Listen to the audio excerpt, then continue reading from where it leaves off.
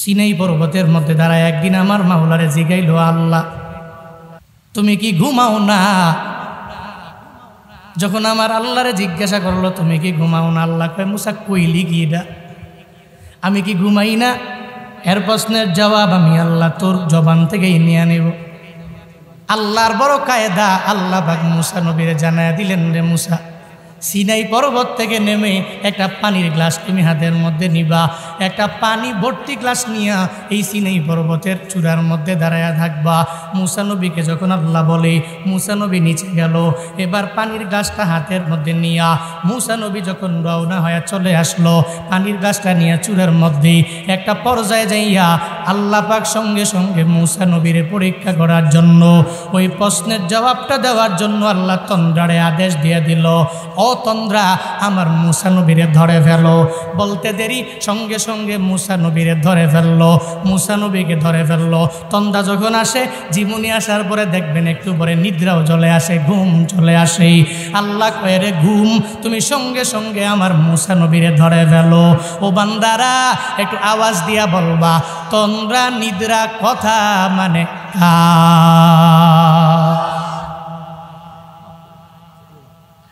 তন্দ্রা নিদ্রা আল্লাহর কথা মানে। আল্লাহ পাক সঙ্গে সঙ্গে মুসা নবীর ব্যাপারে জানায়া দিল, ও তন্দ্রা মুসা নবীরে ধরবা, নিদ্রা তুমি মুসা নবীরে ধরো। এটা বলার পরে সঙ্গে সঙ্গে যখন মুসা নবীরে ধরে ফেললো, যখন নিদ্রা চলে আসলো, এবার গ্লাসটা হাত থেকে ভেঙ্গে চুরমার হয়ে গেল। সিনাই পর্বতের মধ্যে গ্লাস এক জায়গায় ভেঙ্গে ভেঙ্গে ভেঙ্গে টুকরা, আর অন্যদিকে ওই গ্লাসের পানি পড়ে আসে। মুসা নবী ঘুম থেকে লাফ দিয়া জাগিয়া দেখে পানিও নাই, আর আরেক জায়গায় দেখে গ্লাসটাও ভেঙ্গে চুরমার হয়ে গেল। মুসা নবী একটু কেমন যেন আনইজি ফিল করে ঘুম থেকে লাফ দিয়া জাগিয়ে আমার মাওলারে বলবে কি, একটা পানির গ্লাস এটাই কিছুক্ষণ যাব সুন্দর করে হাতের মধ্যে রাখতে পারে না। মুসা নবী কিছু সুন্দর করে বলতেও পারে না, কেমন যেন কিং কর্তব্য বিমূঢ় হয়ে গেল। আল্লাহ পাক বলে, রে মুসা চিন্তা করার কোনো দরকার নাই, প্রয়োজন নাই। তন্দ্রারে আমি আল্লাহ আদেশ দেওয়ার কারণে তোমারে ধরলো, আমি আল্লাহ নিদ্রারে আদেশ দেওয়ার কারণে নিদ্রা তোমাকে ধরে ফেললো। ও মুসা, সাধারণ একটা পানির গ্লাস, এই গ্লাসটাকে সুন্দর করে তুমি ধইরা রাখতে পারো নাই, এই গ্লাসটাকে ধইরা রাইগা একটু কিছুক্ষণ সময় তুমি দাঁড়ায়া থাকতে পারো নাই রে মুসা। কিন্তু আমি বললাম তোমার এমন এক মালিক, আমি রব এ বিশাল আসমান বানিয়েছি, আমি রব এই বিশাল জমিনটা কত সুন্দর করে বানাইলাম, এ দুনিয়াতে কত মানুষ আমি আল্লাহ পাঠায়া দিলাম। এই যে মানুষেরা, মুসা মাঝে মাঝে গভীর রাতে আমি মাওলারে ডাক দেয়, ধনুটের জমিন থেকে, এই অজপাড়া গ্রাম থেকে যখন ঘুম থেকে জাগিয়া রাত 2টা-3টা বাজে আমি মাওলাকে বারবার বারবার ডাকি, ও দয়ার মালিক আমার জিন্দেগির সমস্ত গুনাহ তুমি মাফ করে দাও। আল্লাহ গো, আমি গরিব হয়ে গেলাম, তুমি আমারে ধনী বানায়া দাও। আমি রবের দরবারে চোখের বানি ফালাই একটা গর্ভবতী মা যখন আল্লাহ আল্লাহ করে কান্না করি, প্রসব বেদনার যন্ত্রণা একটা মা হইয়া সহ্য যখন করতে পারে না, ওই সময় আমি মালিকের যখন আল্লাহ বলে ডাক দেই, রে মুসা, আমি আল্লাহ যদি ওই সময়ে ঘুমায়া যাই, ওই সময় কি হবে? আমি আল্লাহকে বান্দা বারবার বারবার বারবার ডাকবে, 2টা বাজে ডাকবে, 3টা-4টা বাজে ঘুম থেকে জাগিয়া চোখের বানি ফালায়া কান্না করবি, আমার বান্দা না খায়া মরবে।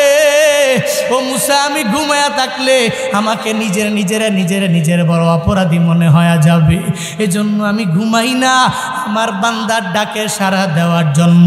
মুসারে 24 ঘন্টা আমি আল্লাহ বান্দাকে বারবার ডাকি, ও বান্দা আয় আয়, আমি রবের দরবারে তুমি যা চাইবে আমি তোরে দিয়ে দিব।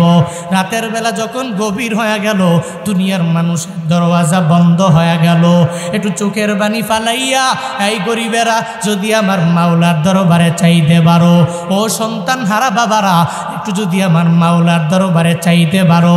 ও চাকরিহারা যুবকেরা, তুমি যদি তোমার জব পাওয়ার জন্য আমার মাওলার দরবারে চাইতে পারো, আল্লাহ বলে রে গোলাম, ওই রাতের বেলা তুই আমি মাওলার দরবারে একটু চোখের পানি ফালাইয়া যদি কান্না করে চাইতে পারো, আমি রবের দরবারে চাইতে দেরি হয়ে যাবে।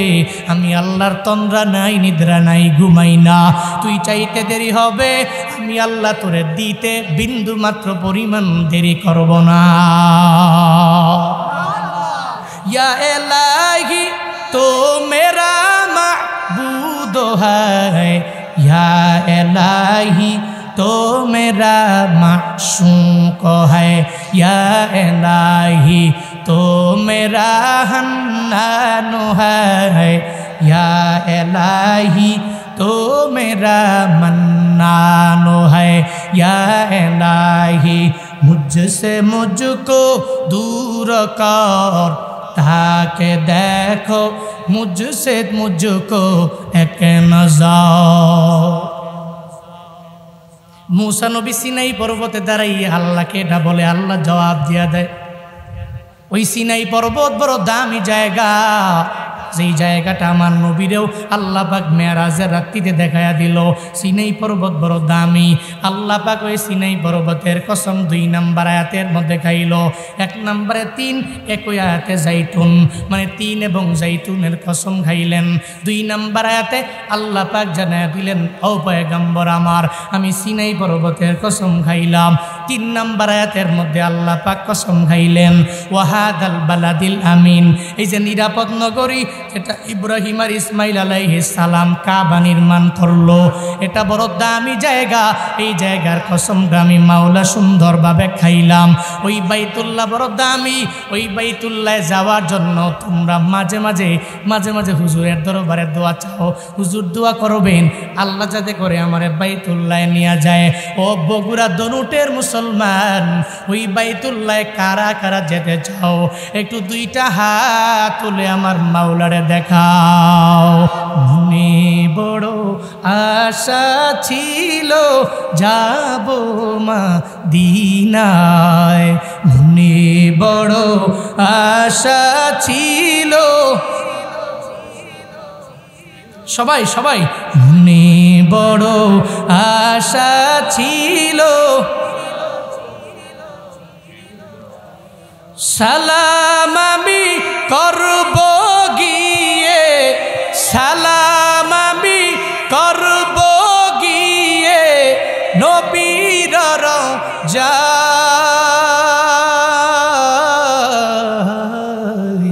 মনে বড় যাব মা, মনে বড় আশা ছিল। আরব সাগর পাড়ি দিব, নাইকো আমার তোরি, পাখি নয় তো উড়ে যাব ডানাতে ভোর করি। একটু মায়া নিয়ে পড়েন না। আরব সাগর পাড়ি দেব, নাইকো আমার পাখি নয় তো উড়ে ডানাতে ভোর করি। আমার আশায় আছি সম্বল নাই, আশায় আছি করি কি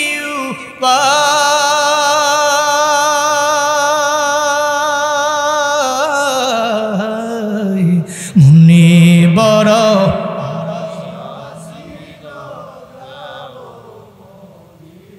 লাকাদ খালাকনাল ইনসানা ফি আহসানি তাকওয়িম। আল্লাহ বলতে চায়, মানুষ এত সুন্দর করে আমি তোদের বানাইছি, যত সুন্দর করে দুনিয়ার অন্য কোনো মাখলুক আমি আল্লাহ বানাই না।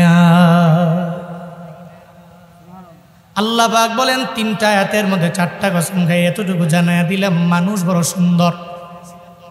এই মানুষগুলোরে আমি আল্লাহ অবয়ব দিয়া বানাইলাম, সুন্দর অবয়ব দিয়া।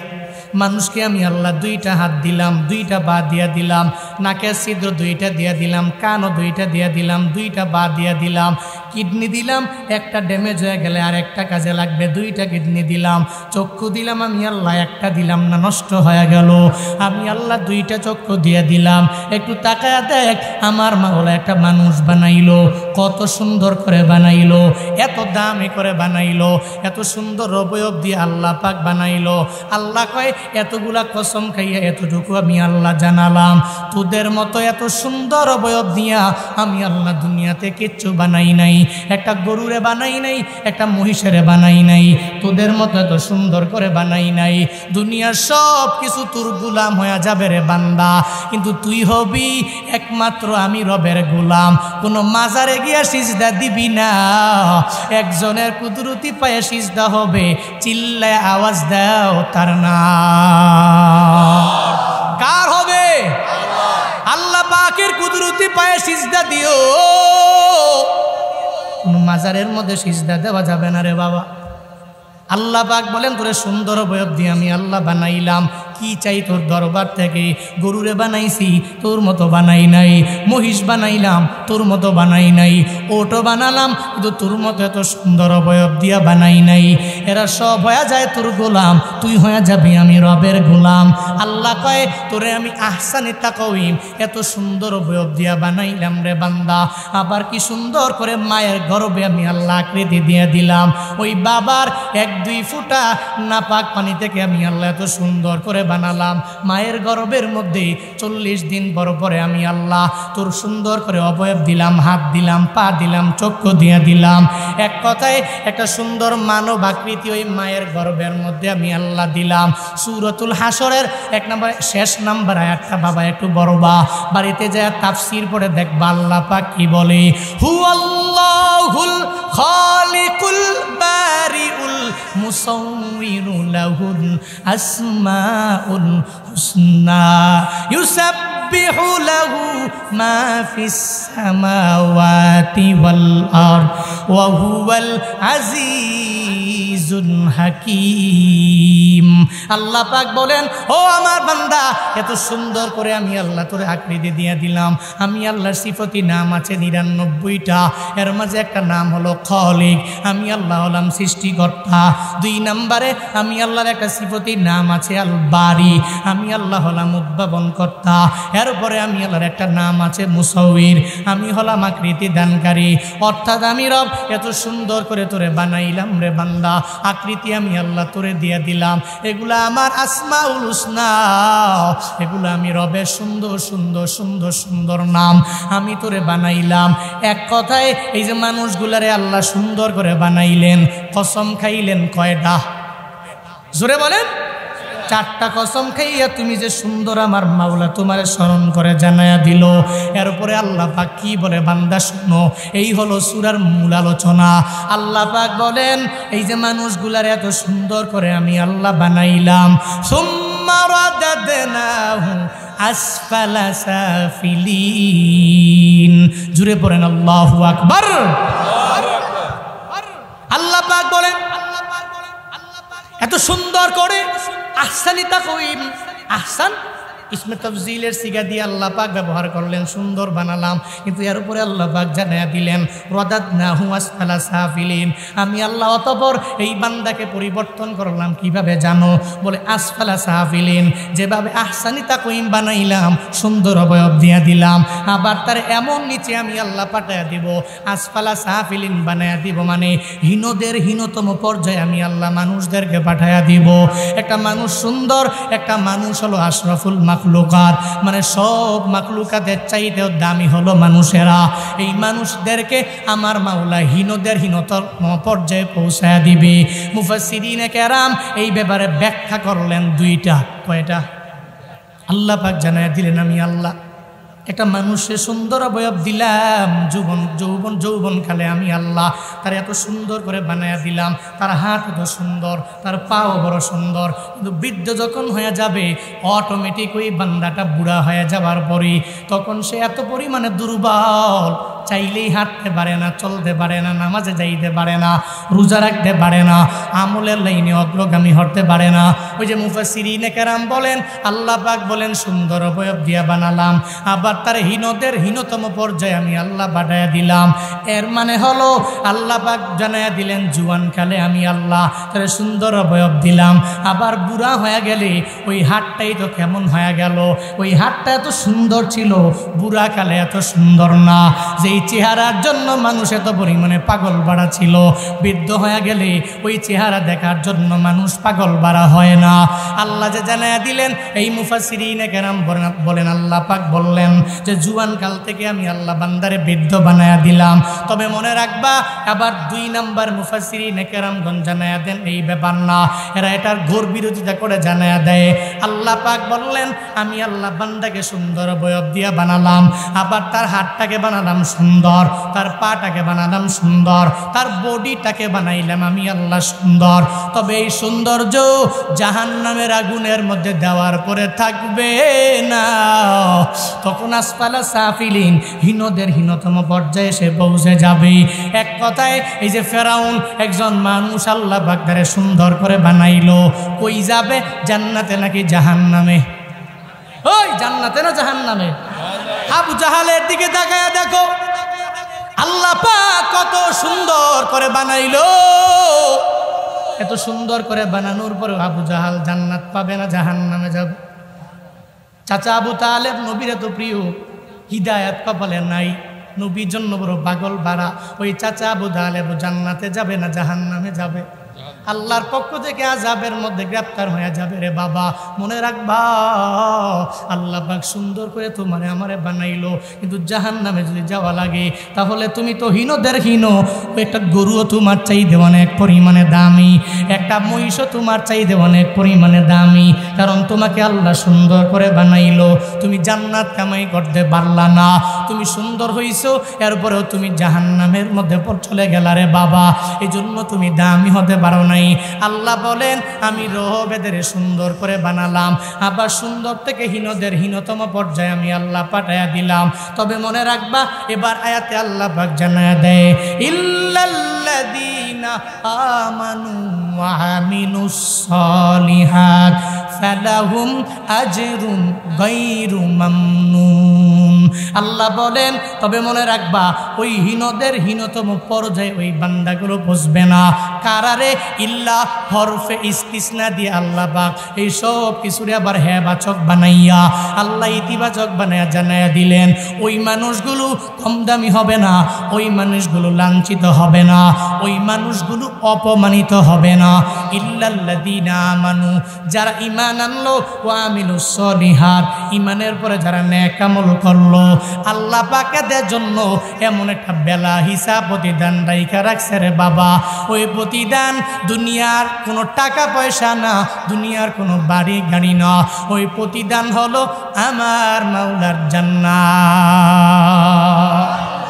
আতিনা ফি দারে দুনিয়া না হাসান, আতিনা ফি দারে উকবা না হাসান, ইয়া গিয়াসাল মুস্তাগীসি নাহদিনা লফদিকারা বিল উলুমে ওয়াল গিনা। হর গোলি দে নেকো তু তৈয়ার হ্যায়, ঝুনা মাঙ্গে উস তু বেজারো হ্যায়। আল্লাহ পাক বলেন হীনদের হীনতম পর্যায়ে এরা বসবে না, যারা 1 নম্বর ঈমানওয়ালা, 2 নম্বর ঈমানের পরে নেক আমল করনেওয়ালা। 1 নম্বরে কি? 1 নম্বরে কি? ঈমান, 2 নম্বরে নেক আমল। এই দুই গুণে যারা গুণান্বিত এরা হীনদের হীনতম পর্যায়ে পৌঁছবে না। এরা আহসানে তাকওয়িম, মানে এদেরকে সুন্দর অবয়ব দিয়ে বানিয়েছি। আবার জান্নাত আ'দাততু লিইবাদিয়াস সলিহিন মা লা আইনুন রাআত ওয়ালা উযুনুন সামিআত ওয়ালা খাতারা আলা কলবি বাশার। এদের জন্য যে জান্নাতটাকে আমি রব রেডি করে রেখেছি, এই জান্নাত আমি আল্লাহ এই সুন্দর বডিটা দিয়াই যুবক বানায়া, 33 বছরের যুবক, 30 বছরের যুবক, 35 বছরের যুবক বানায়া এই জান্নাতে আবার এদেরকে প্রবেশ করাবো। তবে ওই ব্যক্তিগুলোকে প্রবেশ করাবো না যারা নিজের বুদ্ধি আছে, সব জানে শুনে, কিন্তু নামাজ পড়ে নাই, রোজা রাখে নাই, আমল করে নাই। ও দেখতে সুন্দর কিন্তু ওর কপালে জান্নাত নাই। যাবে কই? কথা বলো না, যাবে কই? এবার আসেন মূল টপিকে। আল্লাহ পাক যে শানে নুজুলে জানাইলেন, শানে নুজুল ছিল একটা।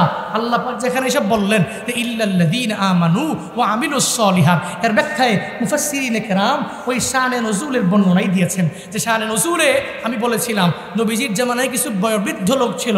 ওই বয়োবৃদ্ধ লোকেরা বৃদ্ধ হওয়ার কারণে হিতাহিত জ্ঞান নাই। এরা ঠিক মতো নামাজ পড়তে পারে না, রোজা রাখতে পারে না, আমলের লাইনে অগ্রগামী হতে পারে না। তো একটা পর্যায়ে এত পরিমাণ বয়োবৃদ্ধ হলো, এখন এদের উপায় কি?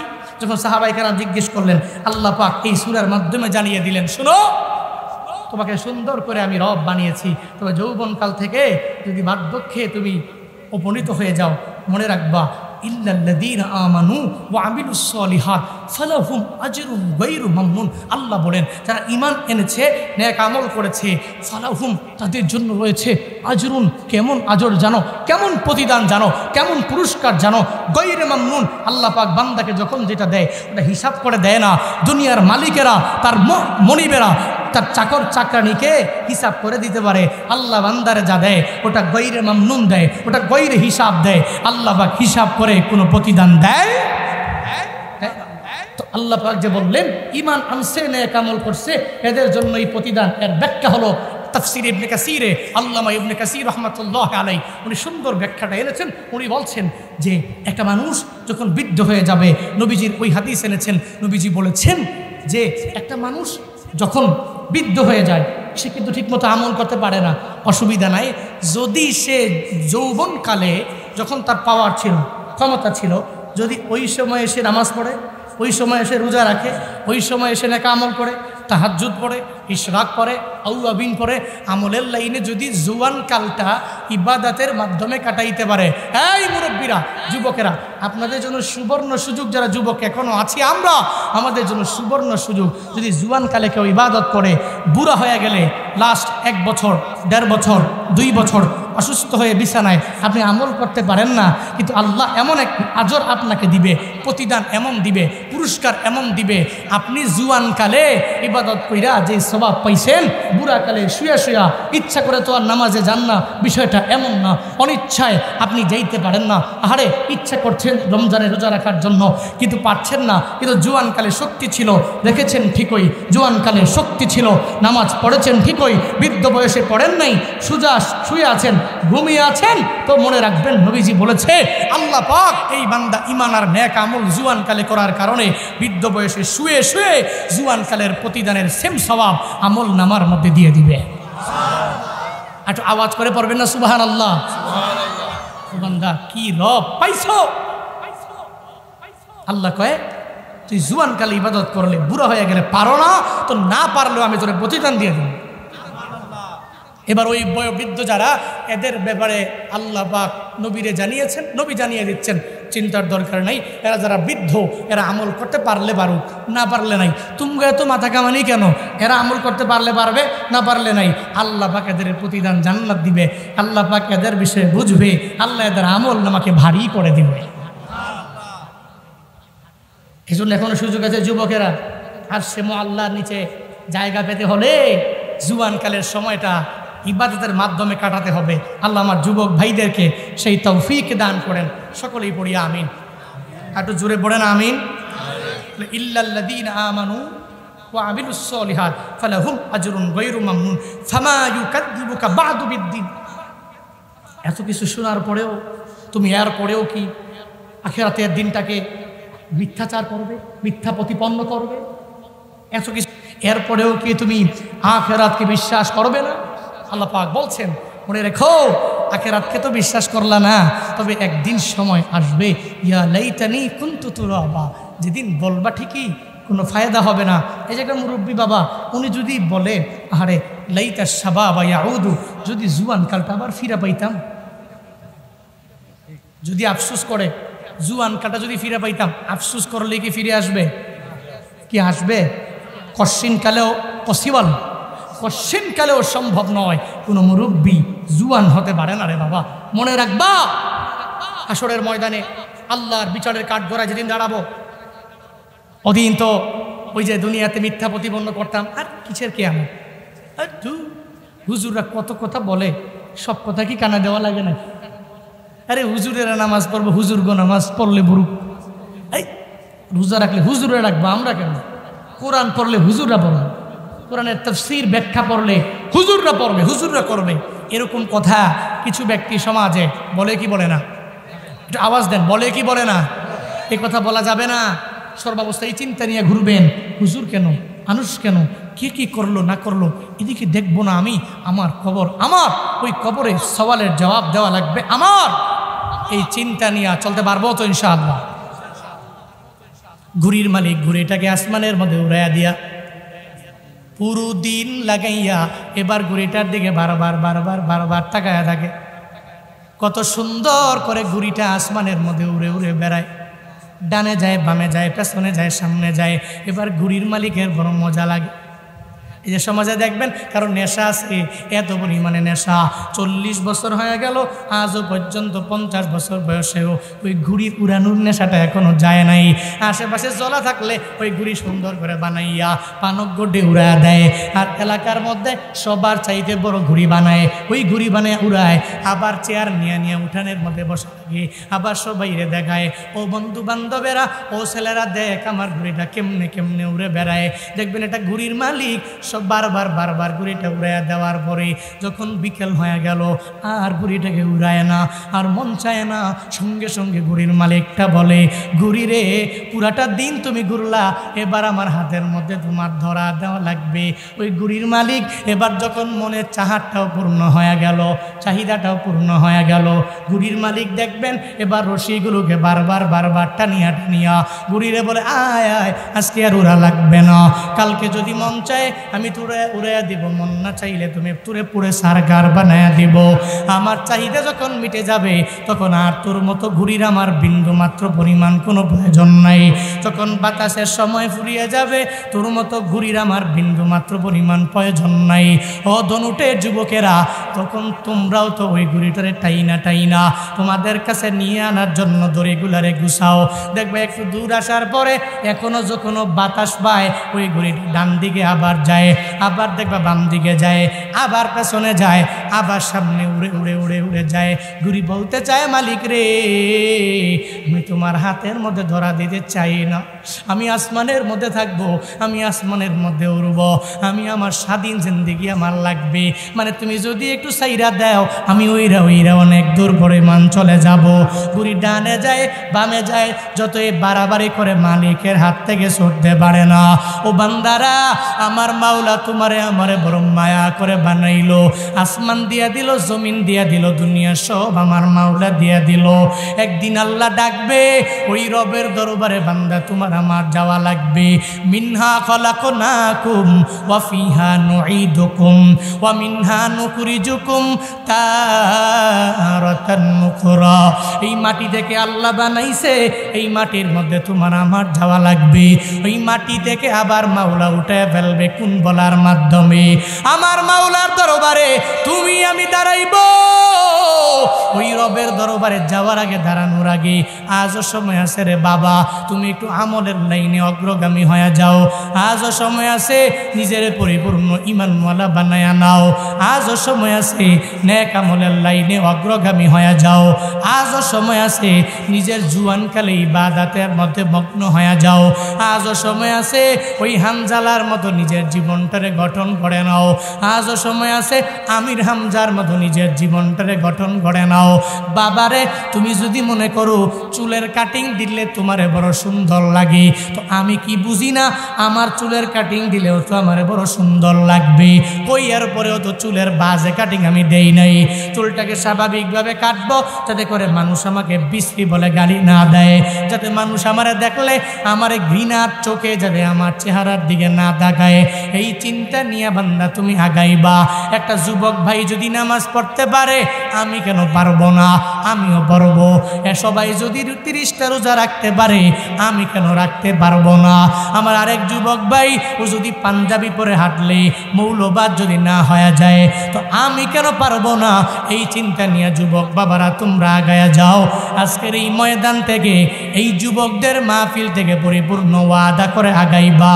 আল্লাহর কাছে জানায়া দিবা, ও দয়ার মালিক জিন্দেগিতে এই জুয়ানকালে ইবাদতের মধ্যে মগ্ন হতে পারলাম না, আজকে থেকে ওয়াদা করব এই জিন্দেগিতে আমি আর নামাজ ছাড়ব না, আমি রোজা ছাড়ব না, আমি নেক আমল ছাড়ব না, আমি অন্যায় করব না, আমি অপরাধী নিজেকে বানাবো না, আমি জুলুম করব না, আমি দুর্নীতি করব না, আমার হাত এবং জবান দিয়া অন্যজনের বিন্দুমাত্র পরিমাণ ক্ষতি করব না। ও যুবকেরা, যদি এই কাজগুলো করার পরিপূর্ণ নিয়ত অন্তরের মধ্যে থাকে, 2টা হাত তুলে আমার মাওলারে তোমরা দেখায়া দাও। ও দয়ার মালিক, ওই ধনুটের জমিনে তাকায়া দেখো, এই ময়দানের যুবকেরা 2টা হাত বানাইলো।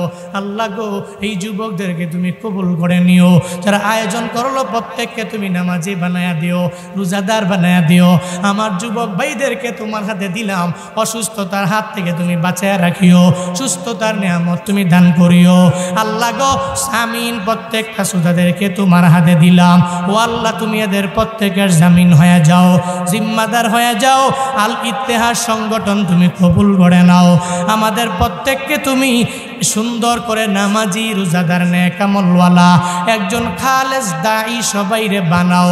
সকলে একবার জুড়ে করে বড় আমিন।